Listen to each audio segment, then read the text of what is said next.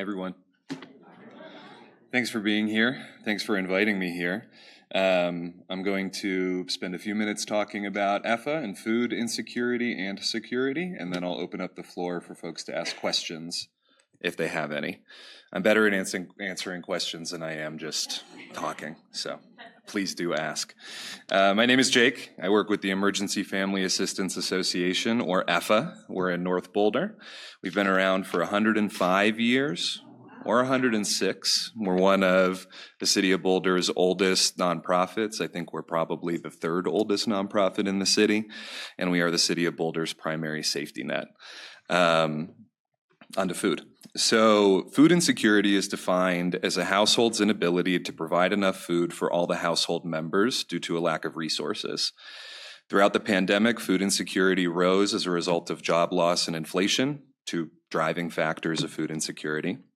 And by 2022, more than 1 in 10 households were food insecure across America. The same is true in Colorado, and in Boulder, about the same as the national average, so not unique.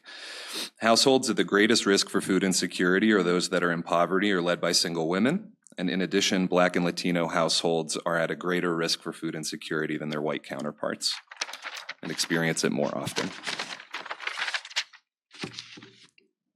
So what EFAA does is, as I said, for over 100 years, serve as the safety net for the City of Boulder.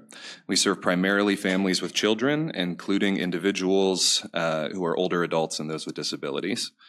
The majority of our participants work low-wage jobs or on fixed incomes, and the majority of our participants are also Latinx, about 60%. Our services include direct cash assistance, primarily for rent and utilities, short-term and transitional housing, a children, youth, and families program, and the subject of my being here today, a food pantry. At the height of the pandemic in 2020 and 2021, EFAA distributed 900,000 pounds of food. As the pandemic waned and our participants faced high housing costs and inflation outpacing wage increases, we distributed 1.2 million pounds of food, and that was in 2022. Last year, in 2023, we distributed 1.5 million pounds of food.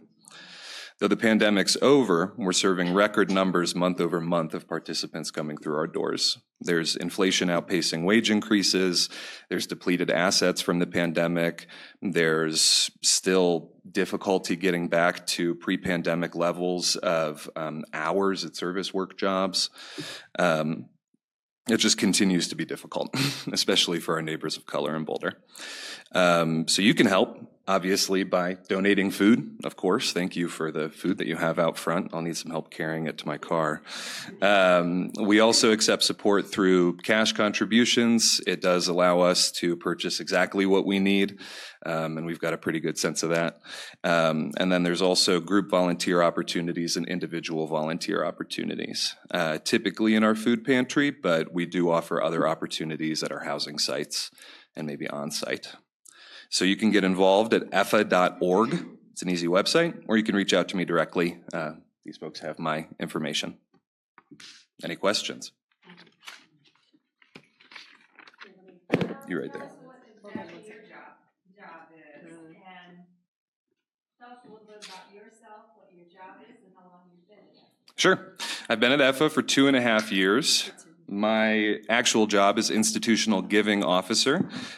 So I raise money from foundations, the government, faith-based organizations, and corporations. So if you are an organization and not a person, I raise your money. And my background, I've worked for nonprofits for a number of years. I grew up in Ohio. I love the Midwest. I moved to Baltimore and worked at the Baltimore Symphony Orchestra, and now I am here in Boulder, where my partner has just graduated from law school, and I work for EFAA now.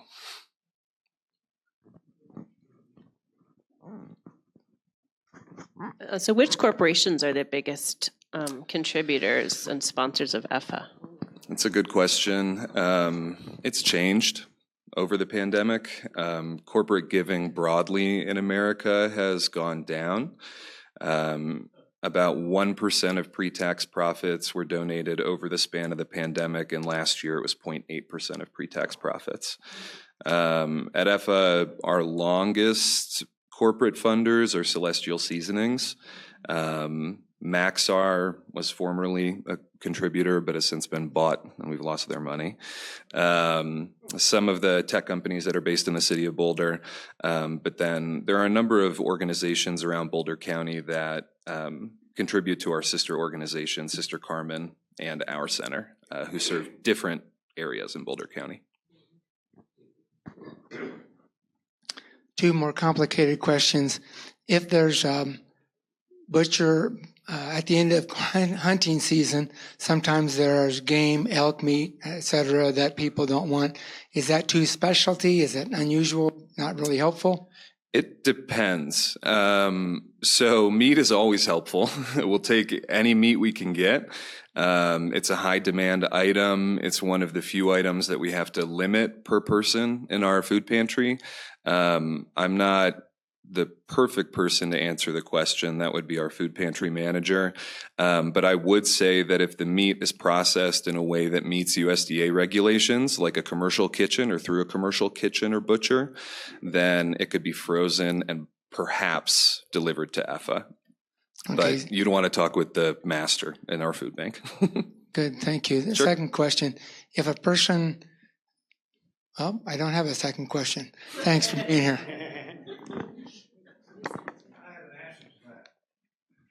In many states, the Department of Natural Resources. Hold it. Oh, I'm sorry. Turn it over. In many states, the Department of Natural Resources, the game wardens, etc., distribute the game that's not wanted. So normally, I'm not sure what the process here is in Colorado, but in many of the northern states where deer hunting and elk hunting are very big things, road kills are normally handled that way. They're given to the people in need, and it might even be given to associations. That's how I understand it now. Yeah. I have another question around types of food. Are there specific things that EFAA prefers to distribute or that clients in this area prefer to get? Cultural relevancy is a big talking point now at nonprofits, and what that effectively means is, are we meeting the unique needs of our community, who, as I mentioned, are primarily Latino? The food pantry, every year in our annual participant survey, culturally relevant food items are identified as the highest need or highest demand. And those include everything from cilantro to chilies to dried chilies, garlic, onions. These things also count as culturally relevant food. I realize I just listed all fresh produce. Dried beans, rice, those are great. Those are great. But yeah, I mean, I think that generally anything that's shelf stable is a good donation. I would avoid a can of green beans. We have too many of those. But yeah, I mean, anything that has cultural relevancy, and it doesn't just have to be to the Latinx population. Those are high demand items, but generally with the amount of people that we serve in a given year, every item is high demand. Is there a certain kind of dried beans that are the most? Pinto and black, most commonly, but any good source of protein or fiber works. I'm not sure about EFAA, but I know a number of organizations have been concerned about the lack of feminine hygiene products available to people on limited incomes and the way in which that impacts the broader quality of life. And I'm just wondering where you stand on that. We always talk about small packages of shampoo, but that's not going to hack it for some things. We are pro personal hygiene products at EFAA.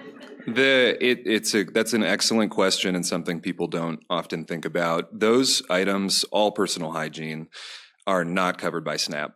So people that are on government assistance are not able to purchase the vast majority of personal hygiene products they need, which is a shame. EFAA has a shelf that is full of those products. We've made some efforts to have direct donations and food drives around personal hygiene products. And we also, interestingly, have a restricted fund, a very generous annual major donor who funds specifically the products for menstrual hygiene. It's called our Menstrual Hygiene Fund. And that alone is able to meet community need, which is really excellent. Along the same lines, do you have other products like baby products, diapers and wipes and stuff like that? Formula? Another big high need item for sure. We have, without getting into the nitty gritty of how our budget works, I guess we have unrestricted and restricted funds to use to purchase items. We purchase items based on need and what is the highest need in any given week. And so the restricted things, we buy restricted things with that. The unrestricted, we buy whatever we need with that. And I would say that diapers and formula are high need items that we can't often purchase on our own because we have to buy food first and then hygiene items and diapers second. So it's high need, I guess is the simple answer. I have a question. If someone wanted to donate, other stuff besides food and food, where would we go? If you wanted to, we used to accept clothing and furniture, I think, but this was well before my time. We no longer do. We only accept food and these food pantry items that are non-food and cash, of course. I would go to Sister Carmen in Lafayette, which operates a thrift store. They would accept your clothing donations. And then I would go to any Restore, Habitat for Humanity Restore to donate furniture. But what if we wanted to donate food or whatever? If we wanted to donate food or whatever, where would we go to do that? Where are you guys? Oh, we're literally at EFAA. We are on 1575 Yarmouth Avenue in North Boulder. The cross street is Broadway. You would go, the website has our exact receiving hours, but you would go just into our parking lot right at the table that says donations between, I think, 8 and noon before we open. And you drop it off there. You can just drop it and leave if you don't want a receipt. If you do want a receipt, a volunteer will often come outside and ask you. Does EFA do any policy work at all? And also, if you don't, or if you do, who do you work with and who do you feel is effective in making policy changes around food insecurity and poverty in our area? Mm-hmm. I'll be careful to answer that question. We do the maximum allowable amount of policy and advocacy work as a 501c3 nonprofit. We support or sign on to support bills that we feel will positively impact our participants, and we explicitly do not support candidates or parties. We work in collaboration with a number of organizations, including the other Boulder County Family Resource Centers at Sister Carmen and our center.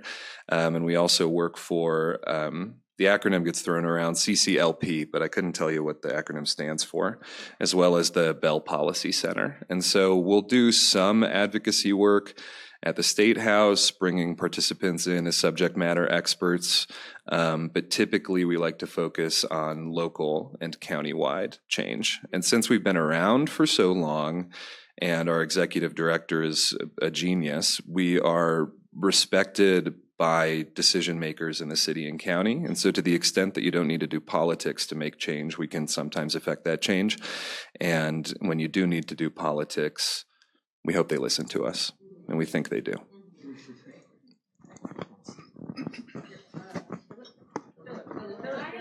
One more. Okay, we'll go. Thank you so much for being here today. Sure. You're so insightful, and this has been a really great conversation. Thank Where do you shop if you're getting food for folks? Where do you go? I'd go anywhere. Where does, I guess, EFA go? Yeah, EFA goes. There's probably 3 different ways that we get our food. So Community Food Share is the food bank for Boulder County. They provide between 50 and 60% of the food that we receive, and that is typically grocery store seconds. So that is no longer consumer grade. Maybe there's some dents or some bruises. The food's eminently edible. And through their partnerships with big box stores, they are able to donate food to us, and we are able to do pickups at numerous grocery stores in the county. In addition to that, we have some unique and kind of cool restricted government funding that allows us or urges us to focus on food purchases from socially disadvantaged farmers, as well as local farmers. So we purchase our bulk beans often from a Boulder County farmer. We purchase meat with certain restricted funding from the only Black rancher in the state, which is a really cool thing. And we purchase some more unique items like mushrooms and microgreens from the East Denver Food Hub. So many avenues. Thanks, y'all. Thank you.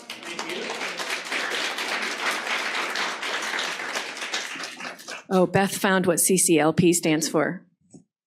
Colorado Center on Law and Policy. That's great. I think maybe in lieu of communal reflections, we asked some really great questions of Jake, and I want to say thank you for being here. Thank you for all the work that EFA does in our community, and really grateful that this faith community sponsors and helps in all sorts of ways. So thank you all for all the wonderful work you do. And so now we'll take just a couple minutes to reflect and be together in silence. Greetings to you wherever you are watching this. For those of you whom I have yet to meet in person, I'm Reverend Nicole Marsh, pastor here at Community UCC. And we see that people like you are watching our live stream each week. And because of this, we are excited to be embarking upon an experiment. And we need you. If you are engaging with us regularly, finding meaning in what we are about, we would like to extend a special invitation for you to be among the first CUCC digital disciples. For signing up for just $10 a month, you will receive a t-shirt with the new CUCC logo. And we are also exploring the idea of offering other content to those of you who are part of this new and growing area of digital ministry. Sign up to support us in this new way at cuccboulder.org/support by clicking on the yellow donate tab and noting you are a digital disciple in the instructions. Or as always, we welcome an old-fashioned check mailed to us at CUCC, P.O. Box 3646, Boulder, Colorado 80307. Thank you for being and building beloved community with us, and thank you for your gift, whatever it might be.